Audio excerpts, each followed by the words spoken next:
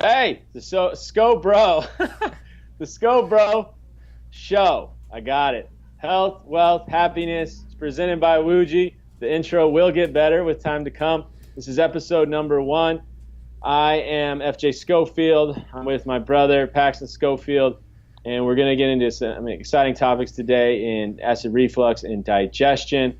But first off, how is your week going, man? It's beautiful. I'm in Phoenix, it's sunny.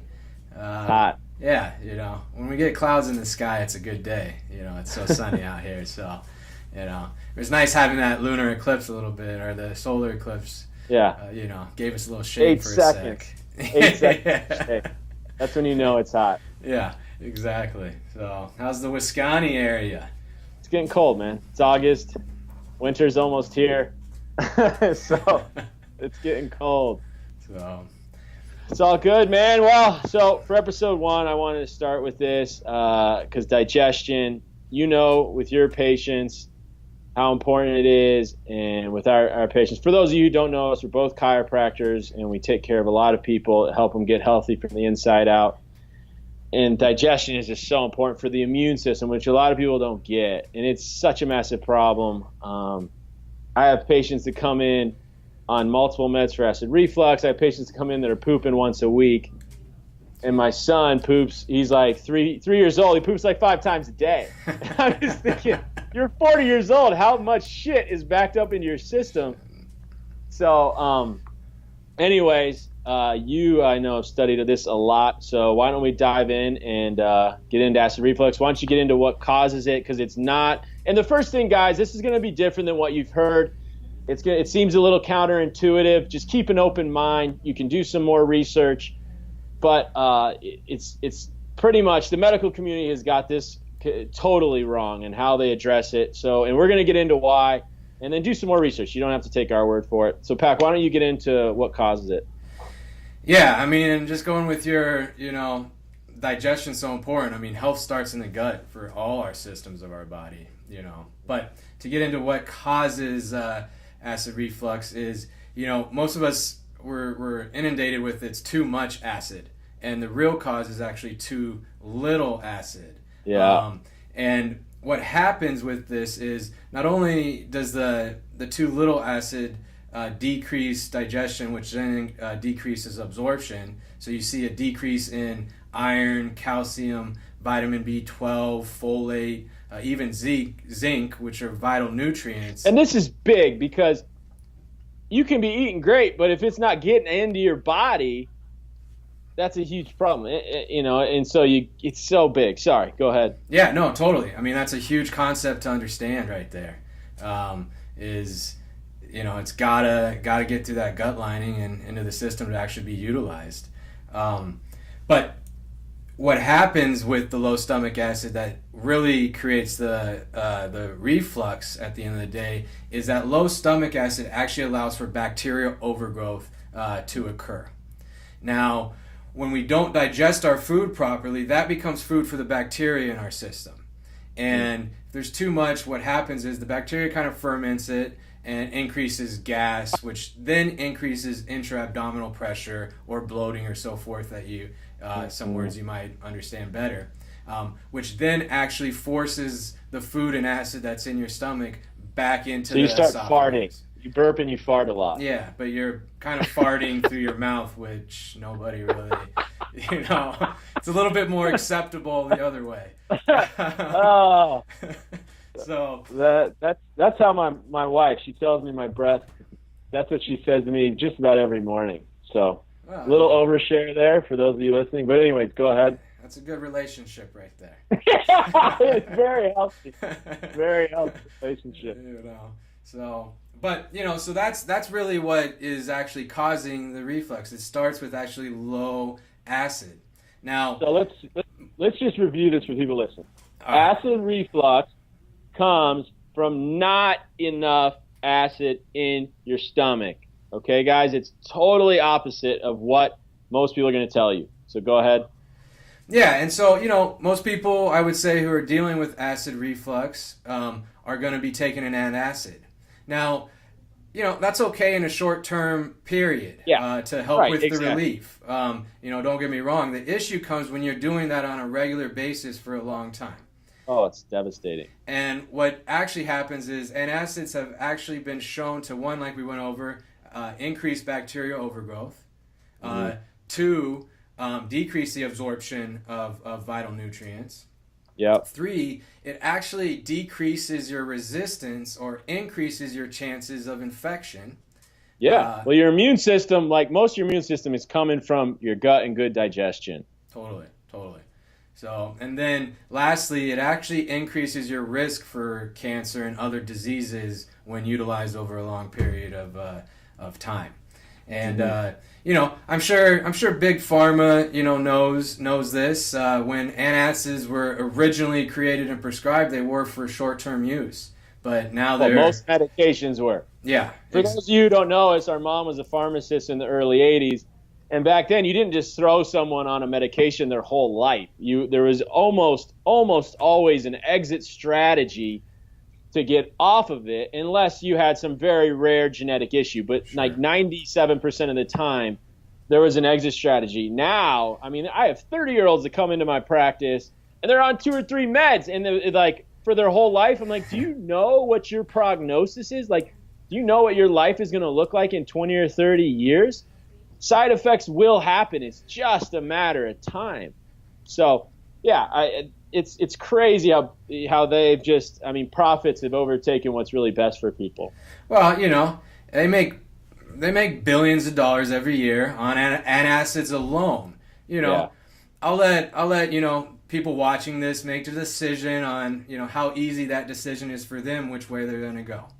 But let's move forward and let's go into some potential natural remedies or things that help with the some symptoms. Things you can do at home. Yep, let's do it. So first thing that you can start right away, and you don't need to go purchase anything or anything of that nature, is to, when you eat, limit your intake of liquids, because the liquid is going to dilute the acid in your stomach, which is going to decrease the acid or increase the pH.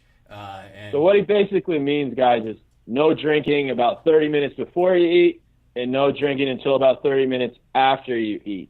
It's hard to do. It's really hard to do. But if you want to get healthy, it's an easy thing to do to help your body break down food.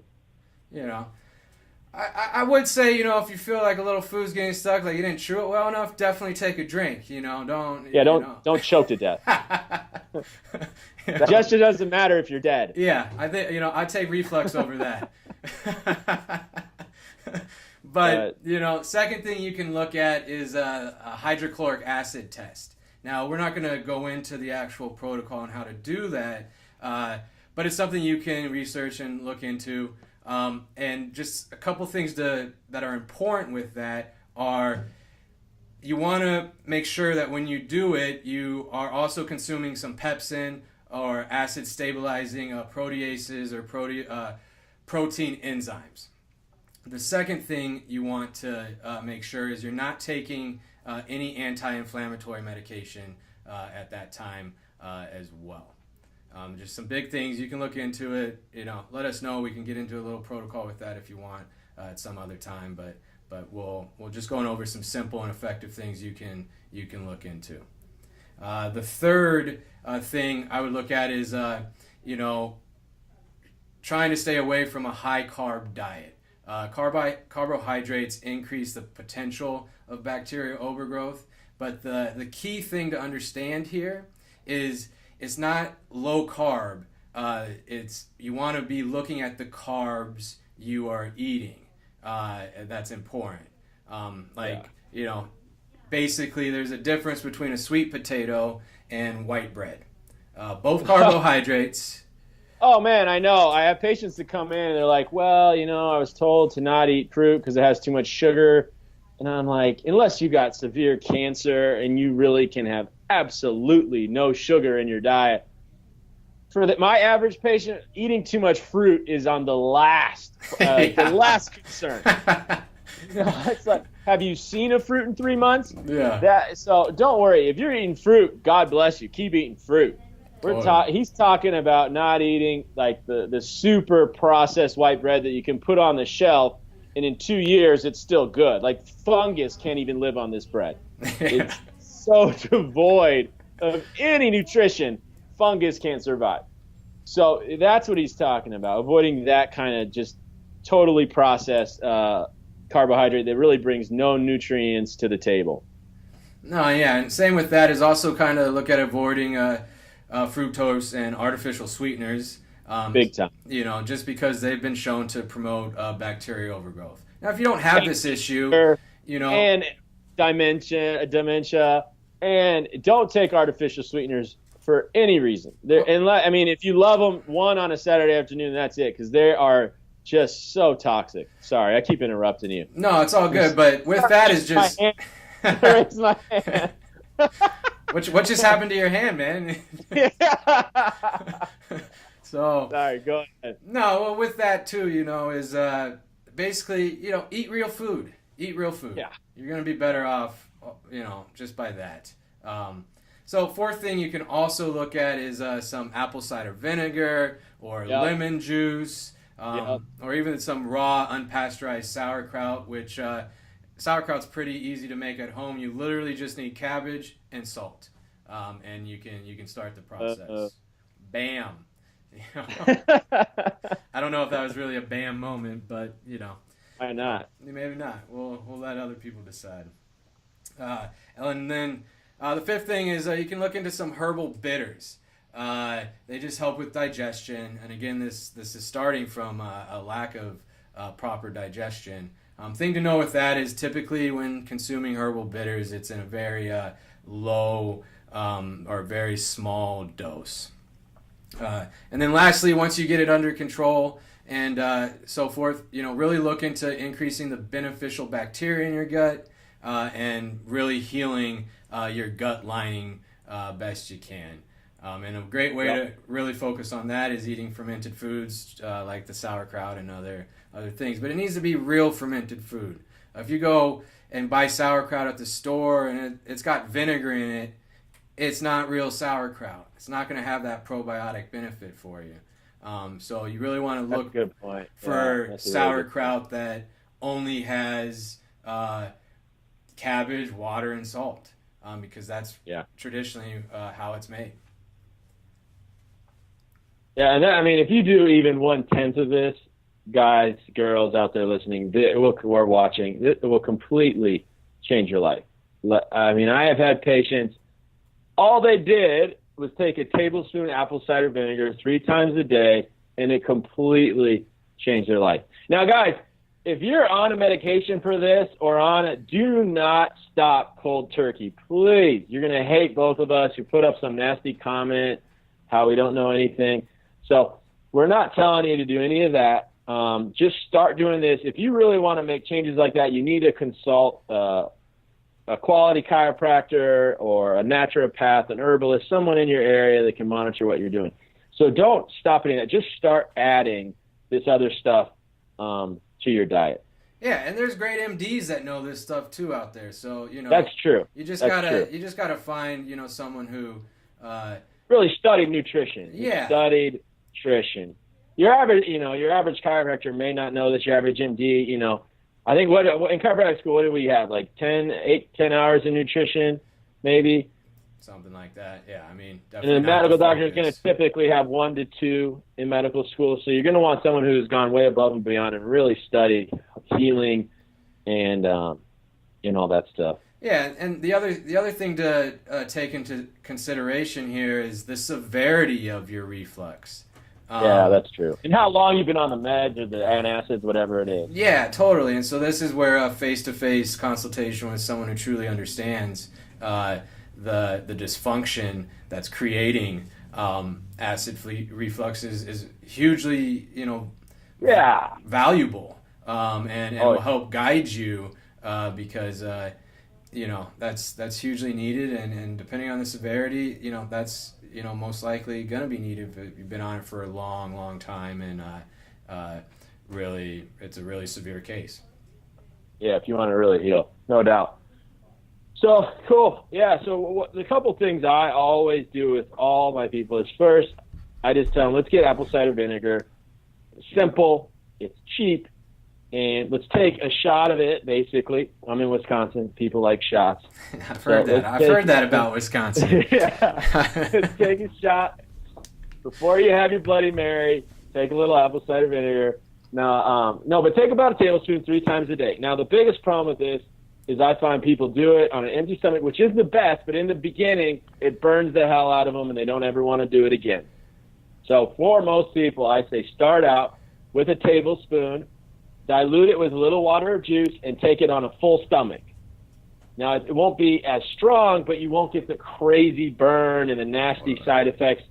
So take it on a full stomach and you'll build up your tolerance. Your stomach will get used to it, just like exercise and anything. And then you'll be able to take it on an empty stomach and you'll get a little burn, but it won't, knock you down or anything. So start with that. And I've had patients just doing that, and they totally change their digestion. It's crazy. Well, and with that being said, take this as a marathon and not a sprint. Yeah. You don't need to climb the mountain in, one go. Really. Well, you can't. It takes time. No, totally. Especially if it's been going on for a long time, Yeah, I have babes that have been put on Prilosec. So now if they're 20 and they want to make a change, your body hasn't ever really had good bacteria in its gut. So to go through and change that is going to take some time. No, totally. So, really, and the other thing to focus on when we always want to get to that destination, which I totally understand. It's human nature. Oh, yeah. I want to do that. We all do. But look at your progress as well. And then that will show you, that will keep you with the motivation and hope. You might not be to the destination where you want to get to yet, but look back and see how much progress you've made. Well, that's why it helps to get a practitioner, to get a chiropractor or a naturopath or a nutritionist, herbalist, and they help hold you accountable. Like, hey, Mary, have you been doing this and that consistently? Have you cut this and out of your diet? And having someone to hold you accountable and support you helps when you're really trying to make change. So I would look into that if you want to make change. But apple cider vinegar and then probiotics. Let's get good bacteria in the gut. You can do a supplement. If you do a supplement, get a quality supplement, okay? Most of my patients come in on these brands from these stores that are garbage. You're not going to get them at these big stores. You got to most likely go to a chiropractor, to a nutritionist, an organic food store, an herbalist, a naturopath, something like that, an acupuncturist. Not always, but most of the time, those will be the people with the quality supplements. If you guys want to know what we recommend at the time of this video, because it's always changing, so I don't want to put something on the internet that might be there forever, and in 20 years it's totally different. If you want to know what brands we recommend for apple cider vinegar currently, leave us a comment on YouTube or Facebook. If you want to know what kind of supplements we have, or what company you're using, what we think about it, leave us a comment. We're happy to help. So probiotics. Either you can take a supplement or you can drink a lot of kombucha or kefir. I know you make a lot of kefir. We can maybe do a video on that in the future. And hey, guys, if you want us to do any videos, like if you want a video on Pack showing you how to do kefir, let us know. Let us know. We'd be happy. Pack makes a lot of kefir, super, super healthy. We learned about that from one of my mentors. Super easy to do. Well, if you can do it, it can't be that hard. No, exactly. I talk to the bacteria because they're doing all the work for me, and so I just support them. Yeah. I just support them. I'm talking out of my. I haven't done it yet, so. But yeah, John Murray, one of my mentors, taught us about that. So, kefir, kombucha, sauerkraut. There's even some pickles you can get, that have been fermented, and you can get good quality bacteria from that. Easy way to get good bacteria. And then, I have a lot of Germans in Wisconsin, and when I tell them they can eat a lot of sauerkraut, it's healthy, they love it. They freak out. Chlorella. Okay, chlorella is huge. It's a prebiotic, which means it's going to feed the probiotic, feed the good bacteria. It's loaded with chlorophyll, green, which is going to be healing for the gut lining. So essentially what happens, guys, if this is, say, the hole between your stomach and your esophagus, and that sphincter closes, but as that bad bacteria builds up, it swells, and that sphincter opens. So the swelling in the gut from the bad bacteria cause that swelling, and now acid comes through when it's not supposed to. Yeah. So what you do is you kill the bad bacteria, you replace it with good bacteria, and then you do some chlorella, spirulina, something like that to help heal the lining, and then it closes back up. Yeah, and what it is. Sorry, go ahead. No, and what it is that bacteria is producing gas that increases that pressure, and then is forcing that sphincter to open. So it's not like you're having bacteria just clogging that hole or however. No. It's just it's the byproduct that it's creating is going to increase the pressure that's then really forcing that open. And I've seen a lot of my patients, they go through like an antibiotic session, and then a little while later, all of a sudden they got acid reflux. Well, make sure if you're doing the antibiotics that you're replacing it with a good probiotic supplement during and after, so you can avoid this kind of stuff. And then I've seen from there, then allergies come in, and then all these other things, and then the bad bacteria can spread to the colon, and you can get all kinds of colitis and IBS stuff. And so just be mindful, I guess, of all these different things. So probiotic, apple cider vinegar, probiotic, chlorella. You can also do other things: ginger, curcumin, liquid aloe, to help heal depending on the severity and the length of your problems. But those three things I put people on, and that 80 to 90% of the time completely changes their digestion. Over some time, you'll get people who are pooping once a week, pooping a few times a day. And we could get in. It's weird to talk about poop with people. You got to really be professional. But we can maybe do a video on that and get it into but those are my three things, and those make a massive, massive difference in people. And obviously for chlorella, we love Wuji. Again, with chlorella, make sure you're getting a quality one. You don't have to get Wuji. There's a lot of brands that are crap. So just make sure you're getting a quality source. Yeah, and again, if you have, want to know, comment. I guess, I'm told you're supposed to do that on this in these videos. That's right. Yeah, sorry guys. Comment, because comment below. That could change. The quality of that brand could change. So comment, and we'll let you know. But make sure you're getting a good quality organic chlorella as well, and it'll really make a big difference for you. So, right on. I had a pretty good time doing this today. Maybe we should do this again sometime. Yep, episode 2 coming next week. I'm not sure. What do you think you want to talk about next week? I was thinking about stress and the different avenues, because a lot of times that's a very misconstrued word in what it actually represents, and then what are things you can do to combat stress, because we're never going to get rid of stress. Life is really about how do you adapt to stress. So we'll go over some things of what stress really is, the different types of stress, and then some simple and effective things you can do to combat it in your life. So you don't end up with gray hair at 32? Stress? What?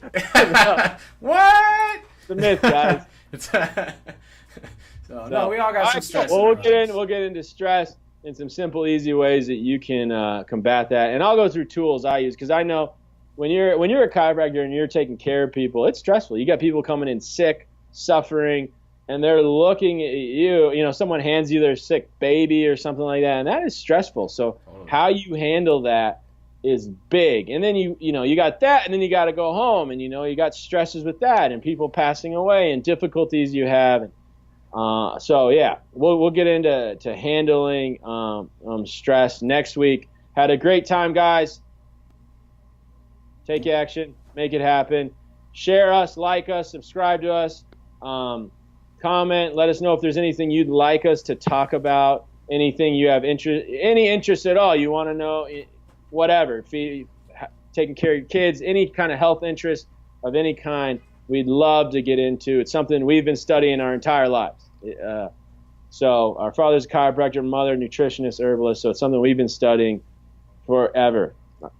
So, all right. Well, SchoBros out then. Boom. See you next week. All right.